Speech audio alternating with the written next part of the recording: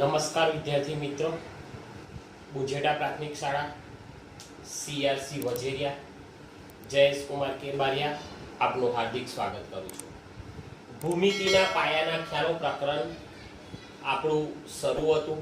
એની અંદર આપણે સ્વાધ્યાય 4.1, 4.2, 4.3, 4.4, 4.5 અને હવે આપણે સ્વાધ્યાય 4.6 ની શરૂઆત કરવા જઈ રહ્યા છીએ.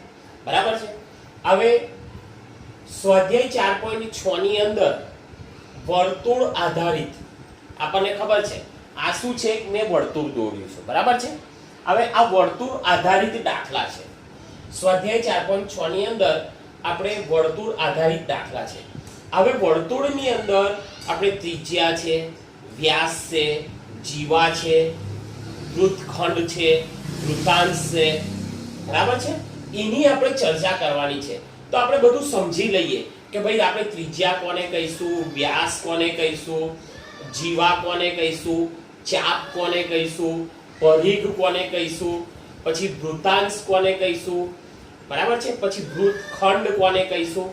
એની આપણે શું કહેવાય થોડીક જે પ્રાથમિક માહિતી છે એ પ્રાથમિક માહિતી આપણે પહેલા લઈ લઈએ. બરાબર છે. હવે પહેલામાં પહેલું આપણે જોઈએ કે મારે વર્તુળ દોરવું હોય તો વર્તુળ દોરવા માટે મારે કયા કંપાસ પેટીના કયા સાધનનો મેં ઉપયોગ કરું છું. તો મને ખબર છે કે જ્યારે મારે વર્તુળ દોરવું હોય ત્યારે હું કંપાસ પેટીની અંદર એક સાધન આવેલું છે અને એનું નામ છે આયર્યું. આવું એક સાધન છે. બરાબર છે. કે જેને આપણે પેન્સિલ લગાવીએ છીએ. શું કરીએ છીએ, આ એક બાજુ આપણે પેન્સિલ લગાવીએ છીએ અને બીજી બાજુ શું હોય છે, એક આવી અણી હોય છે. તો આનું નામ છે પરિકર. આનું નામ શું છે, પરિકર. અને આ પરિકરનો ઉપયોગ કરીને આપણે શું કરીએ છીએ, વર્તુળ દોરીએ છીએ. બરાબર છે. સમજો કે મારી પાસે આ છે તો હું શું કરું તો કે જે મારો અણીવાળો ભાગ છે એ હું અહીં વચ્ચે મૂકીશ અને આખું આમ ગોળ ફેરવીને શું કરીશ, વર્તુળ દોરીશ. બરાબર છે. હવે જે અણીવાળો ભાગ છે વચ્ચે જે છે આ વચ્ચે છે. બરાબર. આપણે અણી મૂકશું એ વચ્ચેવાળો ભાગ એને શું કહેવાય, નિશ્ચિત બિંદુ. નિશ્ચિત બિંદુ એટલે કે વર્તુળનું કેન્દ્ર. બરાબર છે. અહીં આપણી વચ્ચે શું આવશે, આપણી અણી, અને પછી આપણે પેન્સિલને આમ કરીને આમ ગોળ ફેરવી દઈએ છીએ. તો આ વચ્ચે છે એને શું કહેવાય, વર્તુળનું કેન્દ્ર અથવા નિશ્ચિત બિંદુ. બરાબર છે. તો જો આપણે વર્તુળ કોને કહીશું તો કે વર્તુળની આપણને એક વ્યાખ્યા આપી છે. જો એક જ સમતલમાં, એટલે સમજો કે આ એક સમતલ છે, આપણી પાસે શું છે, આ બોર્ડ છે, એક સમતલ છે. કોઈ પણ નિશ્ચિત બિંદુથી સમજો કે આપણે અહીંથી આ પરિકરને અહીં મૂકે છે, અહીં મૂકી છે. બરાબર છે. એટલે આ શું થયું, એનું જે અણીવાળો ભાગ જે અણી છે એ શું થયું, એનું નિશ્ચિત બિંદુ. બરાબર. નિશ્ચિત બિંદુથી ચોક્કસ અંતરે આવેલા બિંદુ. જો તમે આ નિશ્ચિત બિંદુથી ચોક્કસ અંતરે આવેલા બિંદુઓ કીધું છે. શું કીધું છે, બિંદુઓ. ચાલો ચોક્કસ અંતરે આ નિશ્ચિત બિંદુ છે. અહીંથી જો આ બિંદુ, આ બિંદુ, આ બિંદુ, બધા બિંદુઓ ભેગા થાય. બરાબર. અને બિંદુઓ બધા ભેગા થઈને શું કરે છે, બિંદુઓ જે વર્તુળ રચે છે. બરાબર છે. એટલે આ નિશ્ચિત બિંદુથી સરખા અંતરે આવેલા બિંદુઓ સ્વાહાની રચના કરે છે, વર્તુળની રચના કરે છે. અને નિશ્ચિત બિંદુ એ શું છે, વર્તુળનું કેન્દ્ર. આ જે છે વચ્ચે ટપકું એ શું છે, નિશ્ચિત બિંદુ થી સરખા અંતરે, એટલે આ નિશ્ચિત બિંદુ શું કહેવાય, વર્તુળનું કેન્દ્ર. આ વર્તુળના કેન્દ્રથી આ જે બધા જ બિંદુઓ એ કેવા અંતરે આવેલા છે, સરખા અંતરે આવેલા છે. આટલું ક્લિયર. ચાલો હવે આગળ ત્રિજ્યા. વર્તુળમાં નિશ્ચિત બિંદુ એટલે વર્તુળનું કેન્દ્ર થી ચોક્કસ અંતર વચ્ચેનું માપ એને શું કહેવાય, વર્તુળની ત્રિજ્યા કહેવાય છે. બરાબર છે. ચાલો સમજો કે આ મારું નિશ્ચિત બિંદુ છે. નિશ્ચિત બિંદુ એટલે વર્તુળનું કેન્દ્ર. તઈથી વર્તુળ પર આવેલું એક બિંદુ, વર્તુળ પર સમજો કે એક બિંદુ આવેલું છે અહીં આ. બરાબર. ચાલો તો અહીંથી અહીં સુધીનું અંતર. બરાબર. આને આપણે નામ આપી દઈએ O. ચલો આ બિંદુ O અને અહીં જે બિંદુ આવેલું છે એને A નામ આપી દઈએ. OA. બરાબર છે. શું કીધું છે જો વર્તુળના નિશ્ચિત બિંદુ એટલે કે વર્તુળનું કેન્દ્ર. વર્તુળનું કેન્દ્ર કયું તો કે O થી ચોક્કસ અંતર વચ્ચેનું માપ એટલે શું કહેવાય વર્તુળની ત્રિજ્યા. એટલે અહીંથી તો અહીં સુધીનું જે અંતર છે એને શું કહેવામાં આવે છે વર્તુળની ત્રિજ્યા. બરાબર છે. ચલો હવે પરિઘ. વર્તુળના ફરતા અંતરને વર્તુળનો પરિઘ કહે છે. વર્તુળનું ફરતું અંતર એટલે સમજો કે અહીંથી આપણે વર્તુળને માપતા આમ જઈએ છે અને આખું રાઉન્ડ માપીને અહીં પાછા આવી જઈએ છે. ખબર પડે છે? અહીંથી આપણે એનું માપન કરીએ છીએ, માપતા આગળ જઈએ છીએ આખા ભાગને અને અહીં પાછા આવી જઈએ છે. એને શું કહેવાય વર્તુળનો પરિઘ. બરાબર છે. આપણે ચોરસની અંદર ખબર તમને એની પરિમિતિ સમજો કે આ ચોરસ છે. આ ચોરસની ચારે ચાર બાજુના માપનો સરવાળો એને શું કહીએ છીએ આપણે ચોરસની પરિમિતિ. એ જ રીતે વર્તુળની અંદર એની જે બાજુ અહીંથી શરૂ કરીએ અને માપ લઈએ ને આખું વર્તુળ ગોળ ફેરવીએ અને આ માપ છે એને શું કહેવામાં આવે છે વર્તુળનો પરિઘ. શું કહેવામાં આવે છે વર્તુળનો પરિઘ. બરાબર છે. ચાલો હવે આગળ જીવા. વર્તુળ પરના બે બિંદુઓને જોડતો રેખાખંડ ને જીવા કહે છે. વર્તુળ પરના બે બિંદુ. બરાબર છે. ચાલો સમજો કે વર્તુળ પરનું આ એક બિંદુ છે. ચલો વર્તુળ પરનું અહીં બીજું બિંદુ છે. તો બે બિંદુને મેં જોડ દઉં.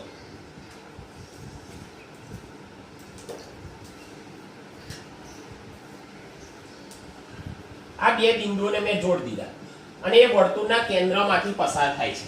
તો એટલે આ પણ શું છે જીવા. બરાબર છે. પરંતુ એક વસ્તુ યાદ રાખવાનું છે. જો વર્તુળના કેન્દ્રમાંથી જો જીવા પસાર થાય, વર્તુળના કેન્દ્રમાંથી જો જીવા પસાર થાય તો એને શું કહેવામાં આવે છે વર્તુળનો વ્યાસ. શું કહેવામાં આવે છે વર્તુળનો વ્યાસ. અને વર્તુળનો વ્યાસ એ ત્રિજ્યા કરતા કેવો હોય છે ડબલ હોય છે. એટલે કે બે ત્રિજ્યા ભેગી કરો તો એક વર્તુળનો વ્યાસ થાય. બરાબર છે. ચાલો સમજો અહીંથી કે અહીં સુધીનું અંતર 4 સેમી છે. આ પણ ત્રિજ્યા છે. અહીંથી અહીં સુધીનું અંતર પણ 4 સેમી છે. બરાબર છે. ચાલો તો વર્તુળનો વ્યાસ કેટલો થશે 4 ને 4 8. એટલે વ્યાસ ત્રિજ્યા કરતા કેવો છે ડબલ છે. બરાબર બમણો છે. હવે બીજું કે ચાલો વર્તુળના કેન્દ્રમાંથી પસાર થાય તેને જીવા કહેવાય તો કે ના. વર્તુળ પર આવેલા બે બિંદુઓ અહીં છે અહીં છે. ચાલો આ રીતે આ પણ જોડાય તો આને પણ શું કહેવામાં આવે છે જીવા. બરાબર છે. ઉપર મેં દોર્યું. ચાલો આને પણ શું કહેવાય જીવા. પણ એક વસ્તુ યાદ રાખવાનું છે કે વર્તુળના કેન્દ્રમાંથી જે જીવા પસાર થાય છે એને વર્તુળનો વ્યાસ કહે છે. બરાબર. વર્તુળના કેન્દ્રમાંથી જે જીવા પસાર થાય એને શું કહેવામાં આવે છે વર્તુળનો વ્યાસ. એ સિવાય આ જીવા બરાબર છે. વર્તુળની અંદર ઘણી બધી જીવાઓ હોય છે. બરાબર છે. અને વ્યાસ પણ ઘણા બધા હોય પણ વર્તુળના કેન્દ્રમાંથી પસાર થાય તેને વર્તુળનો શું કહેવામાં આવે છે વ્યાસ કહેવામાં આવે છે. બરાબર ક્લિયર. ચાલો વર્તુળના કેન્દ્રમાંથી પસાર થતી જીવાને વર્તુળનો વ્યાસ કહે છે. વ્યાસ એ ત્રિજ્યા કરતા કેવો હોય છે બમણો હોય છે ડબલ હોય છે. હવે ચાલો અર્ધવર્તુળ.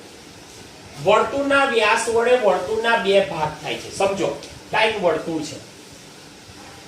આ એક વર્તુળ છે. બરાબર. આ એક વર્તુળ છે. આ વર્તુળનો વ્યાસ એટલે આટલું થયું. આ એનો કેન્દ્ર. બરાબર. તો તમે જો વ્યાસ વડે વર્તુળના બે ભાગ થયા. આ ઉપરનો ભાગ આ નીચેનો ભાગ. ચાલો સમજો કે એક હું ભૂલી નાખું છું. એક ભાગ ભૂલી નાખું. બરાબર છે. તો આ શું બન્યું ખબર તમને અર્ધવર્તુળ. શું બન્યું અર્ધવર્તુળ. તો અર્ધવર્તુળ કોને કહેવાય તો કે વર્તુળના વ્યાસ વડે વર્તુળના બે ભાગ થાય છે જેને અર્ધવર્તુળ કહેવાય. શું કહેવામાં આવે છે અર્ધવર્તુળ. બરાબર. બે ભાગ થયા. જો આ ઉપરનો ભાગ આ નીચેનો ભાગ આને શું કહેવામાં આવે છે અર્ધવર્તુળ તરીકે આપણે એને ઓળખીએ છીએ. હવે ચાલો એની પછી આપણે જોઈએ વૃત્તાંશ.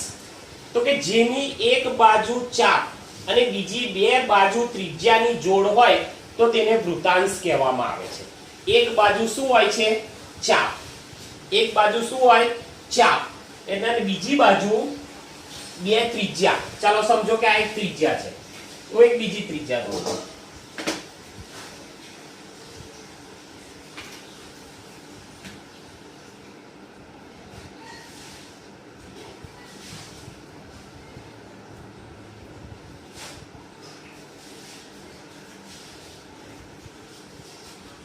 બરાબર છે. હવે તમે જો શું કે છે, વૃત્તાંશ કોને કહેવાય? જેની એક બાજુ ચાપ. ચાલો સમજો કે અહીંથી આપણે વર્તુળ આમ ફેરવીએ છે, તો આ શું કહેવાય? વર્તુળનો આ ચાપ. બરાબર છે. અને બે ત્રિજ્યા, એક અને બે, બે ત્રિજ્યા, બીજી બે બાજુ ત્રિજ્યાની જોડ હોય તો આ જે વચ્ચેનો ભાગ છે, આ વચ્ચેનો ભાગ છે એને શું કહીએ છીએ આપણે? વૃત્તાંશ. શું કહીએ છીએ? વૃત્તાંશ. આ આપણે યાદ રાખવાનું છે. બે ત્રિજ્યા અને વર્તુળનો ચાપ, વચ્ચેનો જે ભાગ છે એને આપણે કયા નામે ઓળખીએ છીએ? વૃત્તાંશ. અને બીજું છે વૃત્તખંડ. વર્તુળના અંદરનો એવો પ્રદેશ કે જે ચાપ અને જીવા વડે ઘેરાયેલો હોય. સમજો કે આ વર્તુળનો ચાપ છે અહીંથી અહીં સુધી. બરાબર? અહીં નામ આપી દઈએ આપણે AB. AB જીવા. તો આ ચાપ અને આ જીવા બેની વચ્ચે જે આ ઘેરાયેલો ભાગ છે એને શું કહીએ છીએ આપણે? વૃત્તખંડ તરીકે ઓળખીએ છીએ. આની તરીકે ઓળખીએ છીએ? વૃત્તખંડ તરીકે ઓળખીએ છીએ. બરાબર છે. એટલે આપણે જે આ વર્તુળ વિશેની જે માહિતી હતી એ માહિતી આપણે મેળવી લીધી. બરાબર છે. ચાલો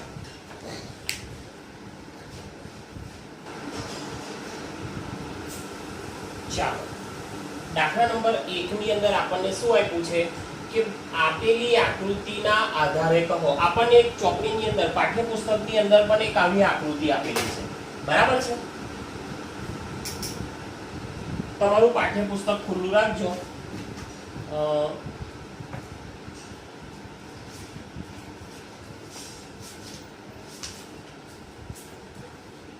પાના નંબર 84 પર.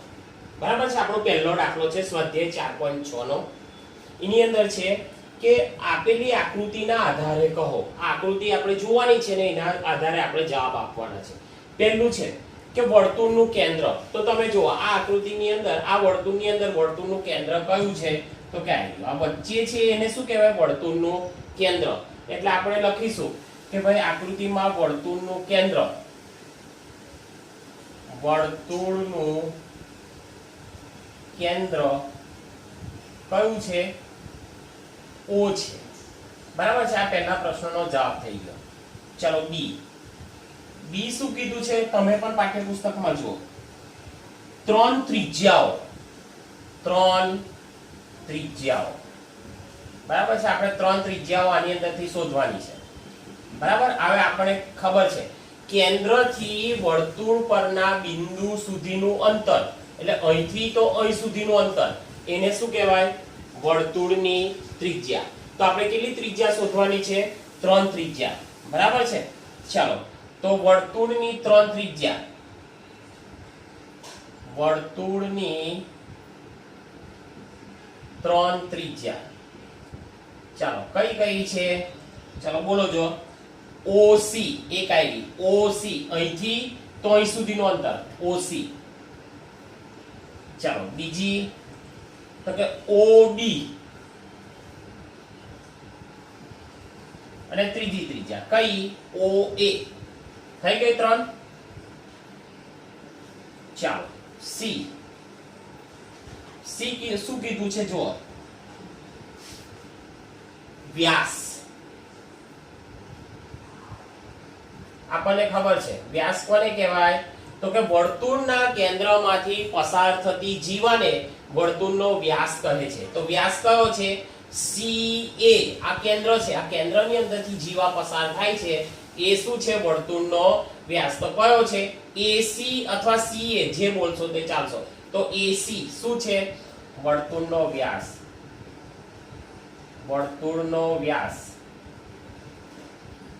કયો છે? AC. AC. બરાબર છે, અને વ્યાસ એ ત્રિજ્યા કરતા કેવો હોય છે, બમણો હોય છે, ડબલ હોય છે. ચાલો હવે ડી નંબર શું કે છે જુઓ, જીવા. ચાલો વર્તુળની જીવા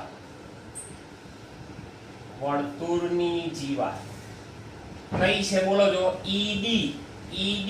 તો કે વર્તુળ પરના બે બિંદુઓને જોડતા રેખાખંડને એની શું કહેવામાં આવે છે, જીવા. તો કે ઈડી અને બીજી કઈ, એસી ને પણ જીવા કહેવાય. બરાબર છે, ઈડી અને એસી. ચાલો ઈ શું કે છે, અંદરના ભાગના બે બિંદુઓ આપણે લખવાના છે. બરાબર છે, અંદર આવેલા હોય એવા બિંદુઓ લખવાના છે. અહીં આપણને એક બિંદુ ચોપડીમાં જોજો, એક બિંદુ આપેલું છે, મારું લખવાનું રહી ગયું છે. અંદરના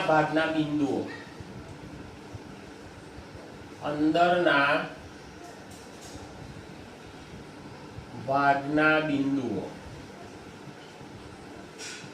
ચાલો લખીએ, અંદરના ભાગના બિંદુઓ કયા છે, O અને P. છે. બરાબર. ચાલો ઈ પછી શું છે જોજો, ઈ પછી F, બહારના ભાગની અંદર પણ અહીંયા આપણને એક બિંદુ આપેલું છે. તમારી આકૃતિમાં પણ જોજો આવું છે. બરાબર છે, ઈ પછી F, બહારના ભાગનું બિંદુ. ચાલો બહાર, વર્તુળની બહાર કયું બિંદુ છે, Q. તો બહારના ભાગનું બિંદુ Q છે. કયું છે, Q છે. ચાલો આગળ, G શું છે, વૃત્તાંશ.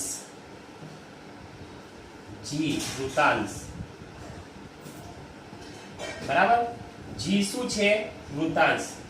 તો આપણે વૃત્તાંશ કોને કહીશું, તો કે જે આપણી જે બે ત્રિજ્યા અને વર્તુળનો ચાપ. તો જો તમે અહીંથી અહીં આ વર્તુળની ત્રિજ્યા અને આ વર્તુળનો શું કહેવાય, ચાપ. એના વડે જે ઘેરાયેલો ભાગ છે એને શું કહેવામાં આવે છે, વૃત્તાંશ તરીકે આપણે ઓળખીએ છીએ. બરાબર છે. તો કયું છે, OAB શું છે, વર્તુળનો વૃત્તાંશ ભાગ છે. બરાબર છે. કયો છે, OAB, બે ત્રિજ્યા અને વર્તુળનો ચાપ એની વચ્ચે ઘેરાયેલો ભાગ આપણે હાની તરીકે ઓળખીએ છીએ, વૃત્તાંશ તરીકે આપણે ઓળખીએ છીએ. હવે એની પછી છે વૃત્તખંડ H.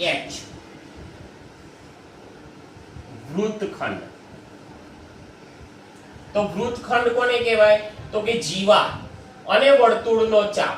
જીવા અને વર્તુળના ચાપ વચ્ચે જે ઘેરાયેલો ભાગ છે એને આપણે હાની તરીકે ઓળખીએ છીએ, વૃત્તખંડ તરીકે આપણે ઓળખીએ છીએ. ચાલો કયો છે, EFD.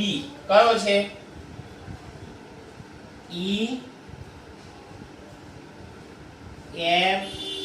EFD એટલે આયો ભાગ એ વૃત્તખંડ છે.